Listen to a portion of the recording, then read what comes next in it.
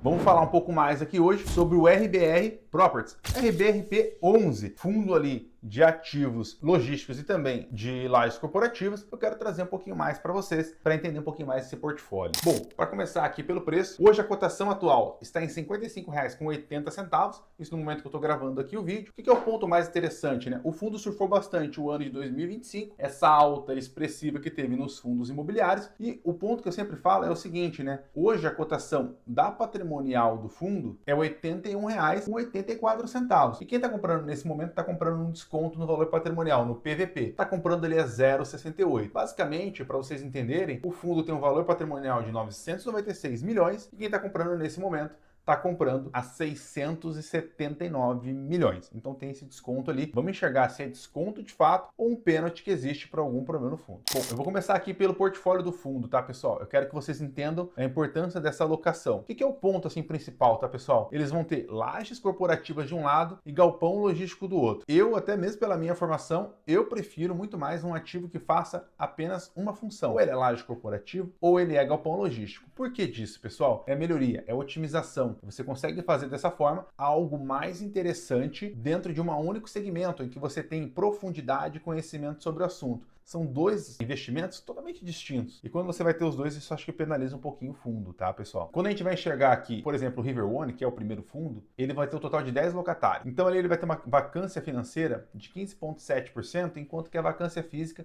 é 5,98%. Então olha como que uma vacância de 6% representa um total de quase 16% na vacância financeira, porque vai ter gastos com condomínio, gastos de manutenção, etc., que acaba penalizando bastante ali os proventos. E além disso tudo, ele é 37% do fundo, então isso pesa bastante de modo geral. Quando a gente vai para o outro ali, o edifício Venezuela, ele está 100% vazio, então isso é bem expressivo, porque a vacância financeira é de 100%, então todo o gasto do edifício Venezuela fica para o fundo, então isso penaliza bastante ali o cotista. Isso também é válido ali para o edifício JR, tá, pessoal? E quando a gente vai para os outros, né, para o galpão logístico, pode ver que os galpões, eles estão sem vacância. Então, eles contribuem de maneira muito positiva para o fundo, enquanto os outros são um pouco detratores ali para o fundo. Então, essa confusão de ter as duas características, ao meu ver, é um ponto negativo e algo que me afasta um pouco da alocação. Então, você vai ver ali dentro do material do fundo que eles vão ter as duas características, o corporativo e o logístico. Então, eles já separam ali dentro. Então, isso acaba causando até mesmo ali um aspecto que eu enxergo que parece que são dois fundos atuando dentro de um só. E quando você vai olhar o corporativo, pode ver que o contrato médio é 5,8 anos, o logístico é 2,5. Então são modelos de contratos totalmente diferentes um do outro e ao mesmo tempo a precificação, a localização, a atratividade são totalmente diferentes as características, por mais que sejam prédios, cimento, tijolo, mas são coisas diferentes. Quando nós vamos aqui também para a exposição por inquilino, também é um outro ponto, né, pessoal? Porque você vai ter ali dentro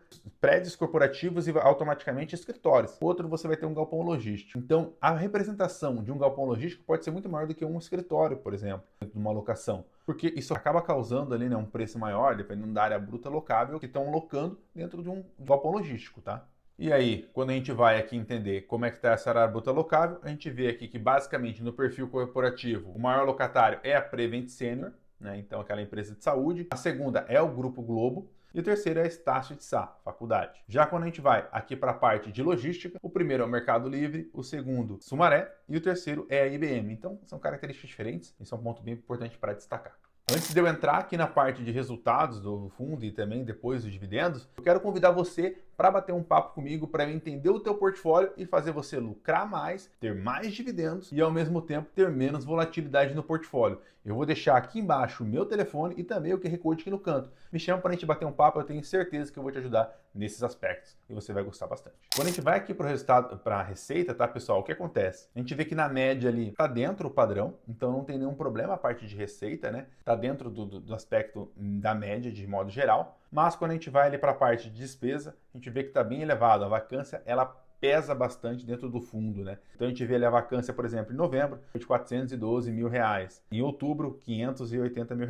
Então tudo isso vai pesando bastante, então automaticamente o total de despesas vai ficar quase 14 milhões ali na média mensal, e isso significa que na hora de você ter um resultado, isso bate bastante, porque acaba tendo menos reserva acumulada e ao mesmo tempo acaba distribuindo menos provento no mês a mês também para você. A gente vai olhar aqui o patrimônio do fundo, a gente vê que o patrimônio ele veio caindo ao longo do tempo, então hoje o que é 996 milhões de reais do patrimônio do fundo, já foi mais elevado, já foi mais de 1 bilhão. Por que isso acontece, pessoal? Porque muitas vezes vai se desfazendo de um ativo ou outro e, ao mesmo tempo, você tem também o aspecto relacionado ali à desvalorização de um prédio, que talvez não foi feita uma reforma adequada, ou mesmo teve uma desvalorização de uma região, então isso foi perdendo patrimônio ao longo do tempo. Então, já foi mais de 1 bilhão, está perdendo patrimônio também ao longo do tempo. Aqui a gente vai ter a parte de dividendo, né? Então, assim, o que é o ponto principal? Traz ali para nós, caso, por exemplo, locasse o JR, caso locasse o Edifícios Venezuela, o River One, fim das carências, então o dividendo sairia dos 40 centavos e iria ali para casa dos 53 centavos mensais. Então, isso tudo, se tudo for dando certo, se for tudo encaixando ali ao longo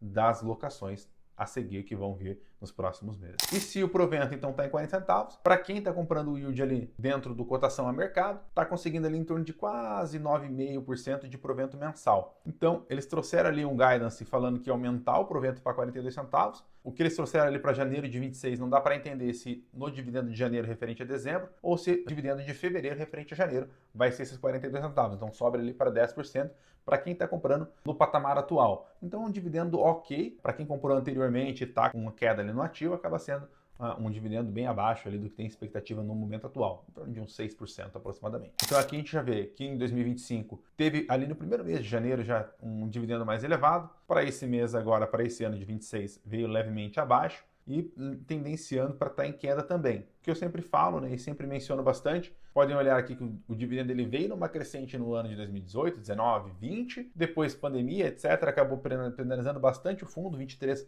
foi um dos menores proventos ali da história do fundo. Depois 24 ele se elevou bastante, foi o maior dividendo histórico, então parecia que estava tudo melhorando. Já 25 novamente um dividendo leve, mais ameno, mais baixo. 26, pelo que estão trazendo para nós, provavelmente vai ser um dividendo também levemente abaixo. Então, pessoal, de maneira mais resumida sobre o fundo RB RP11, é isso. Espero que você tenha gostado do vídeo. Se você gostou, deixe seu joinha, se inscreva no canal e ative o sininho para que você sempre esteja recebendo os vídeos e conhecendo um pouquinho mais sobre os fundos imobiliários aqui no canal.